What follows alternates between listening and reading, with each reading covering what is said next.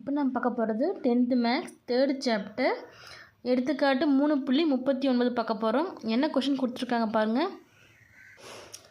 சென்னையிலிருந்து விருதாச்சலத்திற்கு 240 கிலோமீட்டர் தூரத்தை கடக்க ஒரு பயணிகள் தொடர் வண்டிக்கு ஒரு விரைவு தொடர் வண்டியை விட 1 மணி நேரம் கூடுதலாக தேவைப்படுகிறது. பயணிகள் தொடர் வண்டியின் வேகம் விரைவு தொடர் வண்டியின் வேகத்தை விட 20 கிலோமீட்டர் குறைவு எனில் இரு தொடர் வண்டிகளின் சராசரி வேகங்களை காண்க. இப்போ நமக்கு பாருங்கள், சென்னையிலேருந்து விருதாச்சலத்திற்கு 240 கிலோமீட்டர் மென்ஷன் பண்ணியிருக்காங்க.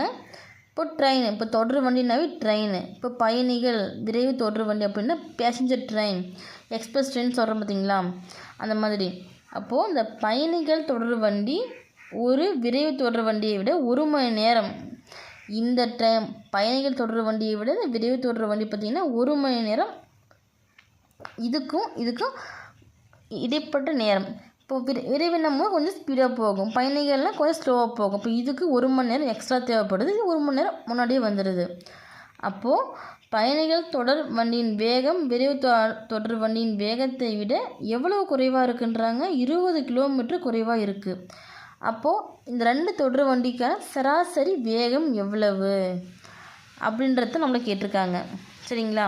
ஃபஸ்ட்டு பாருங்கள், கொடுத்துருக்கிறத எழுதிக்கலாம். பயணிகள் தொடர் வண்டியின் வேகம் நமக்கு தெரியாது. இப்போ நமக்கு தெரியுது, என்ன பண்ணுவோம்?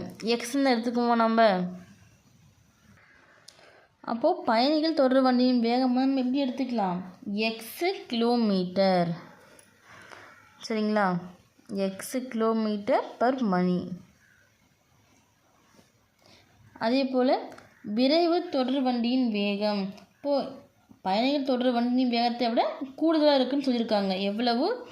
இப்போ இது 20 கிலோமீட்டர் குறைவு அப்படின்னும் போது, அப்போ இந்த ட்ரெயின் எப்படி இருக்கும்? நமக்கு 20 கிலோமீட்டர் ஸ்பீடாக இருக்கும். சரிங்களா? அப்போது இந்த எக்ஸு கூட இந்த 20 கிலோமீட்டர் கூட்டிக்கலாம். இப்போ எக்ஸ் ப்ளஸ் 20, ஏன்னா இதனுடைய கிலோமீட்டர் பர் மணி வேகத்தை விட இது அதிகமாக இருக்கும். சரிங்களா? அது கூட கொஷனில் கொடுத்துருக்க 20 நம்ம ஆட் பண்ணிக்கிட்டோம்.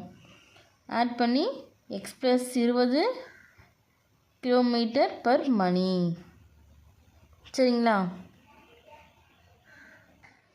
இப்போ ஃபஸ்ட்டு பாருங்கள், நமக்கு நேரம் கொடுத்துருக்காங்க. எவ்வளவு? 1 மணி நேரம் அப்படி மென்ஷன் பண்ணியிருக்காங்க. ஃபஸ்ட் டைம் கண்டுபிடிச்சிக்கலாமா ரெண்டுத்துக்கும்? ஃபஸ்ட்டு பயணிகள் ரயில் பாருங்கள். 240 கிலோமீட்டர் கடக்க பயணிகள் ரயில் எடுத்துக்கொள்ளும் நேரம், இதை நம்ம T1 எடுத்துக்கலாம். சரிங்களா? T1 ஈக்குவல் ஃபார்முலா என்ன? தொலைவு டிவைட் பை வேகம். அப்போ தொலைவு நமக்கு ஆல்ரெடி கொடுத்துருக்காங்க 240 கிலோமீட்டர் நீட்டு, அதுதான் நமக்கான தொலைவு டிவைட் பை வேகம். வேகம் எவ்வளவு எடுத்திருக்கோம்? பயணிகள் தொடர் வண்டியின் வேகம் எக்ஸ்ன்னு எடுத்துருக்கோமா, ஆனால் எக்ஸுன்னு மென்ஷன் பண்ணிக்கலாம். சரிங்களா? இது நம்ம நேரம் எடுக்கிறதுக்காக எடுத்திருக்கோம். அடுத்து பாருங்கள், 240 கிலோமீட்டர் கடக்க விரைவு ரயில் எடுத்துக்கொள்ளும் நேரம். இப்போ T2 ஈக்குவல் தொலைவு டிவைட் பை வேகம். தொலைவு எவ்வளவு? 240 டிவைட் பை வேகம். விரைவு தொடர் வண்டியின் வேகம் எவ்வளோ எடுத்துருக்கோம் நம்ம? X plus 20. அப்போ இங்கே எக்ஸ் ப்ளஸ் 20. சரிங்களா? இப்போ நம்ம கொஷினில் கொடுத்துருக்கிறதுபடி எடுத்து எழுதாமல் பார்த்தீங்கன்னா என்ன கொடுத்துருக்காங்க நமக்கு? இந்த பயணிகள் ரயில் தொடர் வண்டிக்கும் இந்த விரைவு தொடர் வண்டிக்கும் இடைப்பட்ட அந்த நேரம் தான் 1 மணி நேரம் கொடுத்துருக்காங்க. அப்போ இது எப்படி எழுதலாம்? இடைப்பட்டதுனால நமக்கு மைனஸ், இதிலேருந்து இதுக்கான தொலைவுன்னும் போது முக்கியமான ஸ்டெப்பு பிளாக் எழுதிக்கோங்க. இப்போ T1க்கும் T2க்கும் இடைப்பட்ட நேரம் எவ்வளவு? 1 மணி நேரம். அப்போது T1 மைனஸ் T2. சரிங்களா? நம்ம T1ஓட மதிப்பு என்ன கண்டுபிடிச்சிருக்கோம்? 240 டிவைட் பை எக்ஸு. சரிங்களா? அடுத்து மைனஸ் T2க்கு என்ன கண்டுபிடிச்சிருக்கோம்? 240 divide by x plus 20 equal 1. இப்போ இந்த டேர்ம் காமனாக என்ன வெளியே எடுக்க முடியும் பார்த்தீங்கன்னா 240 வெளியே எடுக்க முடியுமா? இப்போ 240 வெளியே எடுத்துட்டோம்னா உள்ளே என்ன இருக்கும்? இங்கே 240 வெளியே எடுத்துட்டோம். இப்போ உள்ளே 1 வரும். 1 × 240 240 டிவைட் பை எக்ஸ் அப்படியே வந்துடும். மைனஸ் 240 வெளியே எடுத்துட்டோம்னா என்ன வரும் 1 divide by x plus 20 equal 1. சரிங்களா? அப்போது 240 இன்ட்டு இந்த க்ராஸ் மல்டிப்ளிகேஷன் பண்ணலாமா? குறுக்கு பெருக்கல் பண்ணும்போது 1 இன்ட்டு எக்ஸ் ப்ளஸ் 20 அப்படியே வந்துடும். இங்கே ப்ளஸ் கூறி இருந்துச்சுன்னா குறுக்கு பெருக்கல் பண்ணும்போது அப்படியே எடுத்து எழுதிக்கலாம். மைனஸ் கூறி இருக்கும்போது நம்ம தனியாக செப்பரேட்டாக எழுதுகிற மாதிரி இருக்கும். சரிங்களா? மைனஸ் அப்படியே போட்டுக்கலாம். 1 இன்ட்டு எக்ஸு எக்ஸு. சரிங்களா? Divide by x into x plus 20 equal 1. 240 into x plus 20 plus into plus minus x divide by எக்ஸை உள்ளே கொண்டு பெருக்கும்போது x into x square plus x into 20 x equal 1. சரிங்களா? Plus x minus x cancel ஆகிடும். மீதி நமக்கு என்ன கிடைக்கும்? 240 into 20 divide by x square plus 20 x equal 1. சரிங்களா? இப்போ 240 இன்ட்டு 20 பெருக்கல் இருக்கா? பெருக்கலாமா? இப்போ 24 இன்ட்டு 2 4 2 8 2 2 4. இங்கே ஒரு 0 இருக்குது, இங்கே ஒரு 0 இருக்குது. அப்போ 2 0. இப்போ 4800 divide by x square plus 20 x equal 1. இப்போ இங்கே வகுத்தில் இருக்கிற அந்த டேர்ம் ஈக்குவலுக்கு இந்த பக்கம் வரும்போது பெருக்கல்ல வருமா? அப்போ என்ன ஆகும்? 1 இன்ட்டு எக்ஸ் ஸ்கொயர் ப்ளஸ் 20 எக்ஸ்னு வரும்.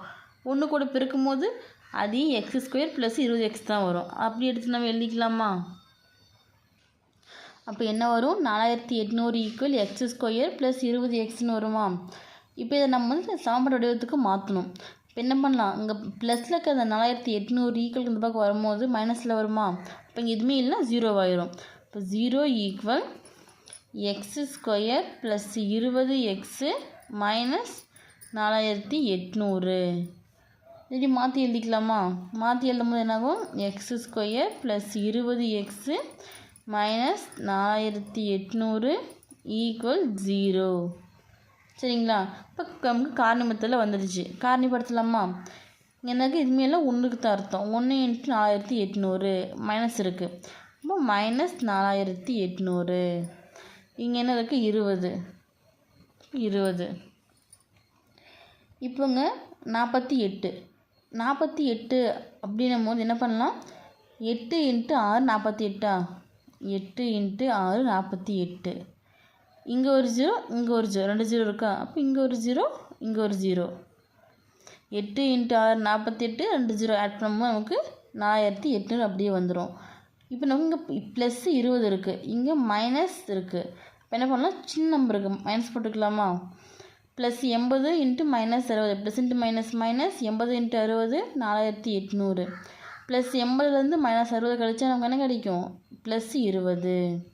இப்போ எக்ஸ் ஸ்கொயர் மாடி இருக்கா? பிரித்து கொடுத்தாங்கன்னா இங்கே ஒரு எக்ஸு, இங்கே ஒரு எக்ஸு. இப்போ எடுத்து எழுதிக்கலாமா? எழுதும்போது என்னாகும்? X plus 80 into x minus 60 equal 0. சரிங்களா? இப்போ இந்த 0 பங்கத்துக்கு ஈக்குவல் பண்ணும்போது என்ன வரும்? X plus 80 equal 0, x minus 60 equal 0. இப்போ இங்கே ப்ளஸ் 80 இருக்கிறது ஈக்குவல் இந்த பக்கம் வரும்போது மைனஸாக மாறுமா?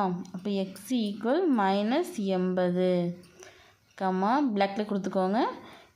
மைனஸ் 60 ஈக்குவல் இந்த பக்கம் வரும்போது ப்ளஸ்ஸாக மாறுமா? இப்போ எக்ஸ் ஈக்குவல் ப்ளஸ் 60, பிளாக்கில் எடுத்து எழுதிக்கோங்க. இப்போ இந்த இடத்துல வந்து ப்ளஸ்ஸு மைனஸில் இருக்குது. இந்த மைனஸில் இருக்கிற வேல்யூ நமக்கு என்னவா இருக்குது? ஏற்புடையதல்ல. பென்சில் எழுதிக்கோங்க. ஏற்புடையதல்லுன்னும் போது எக்ஸின் மதிப்பு 60. அப்போது பயணிகள் தொடர் வண்டியின் சராசரி வேகம் நம்ம அப்படி எக்ஸ்ன்னு எடுத்தோமா? அப்போ இங்கே எக்ஸ் என்ன? 60. அப்போது 60 கிலோமீட்டர் பர் மணி. சரிங்களா? அதே போல் அடுத்து விரைவு தொடர் வண்டியின் சராசரி வேகம் எடுத்தோமா இவ்வளவு x+20 எடுத்தோம். அப்போ இங்கே எக்ஸோட மதிப்பு என்ன 60 +20. இப்போ அடுத்து ஆட் பண்ணும்போது நமக்கு எவ்வளோ கிடைக்கும் 80. இப்போ 80 km/மணி. ஃபைனலாக எடுத்து எழுதிக்கோங்க.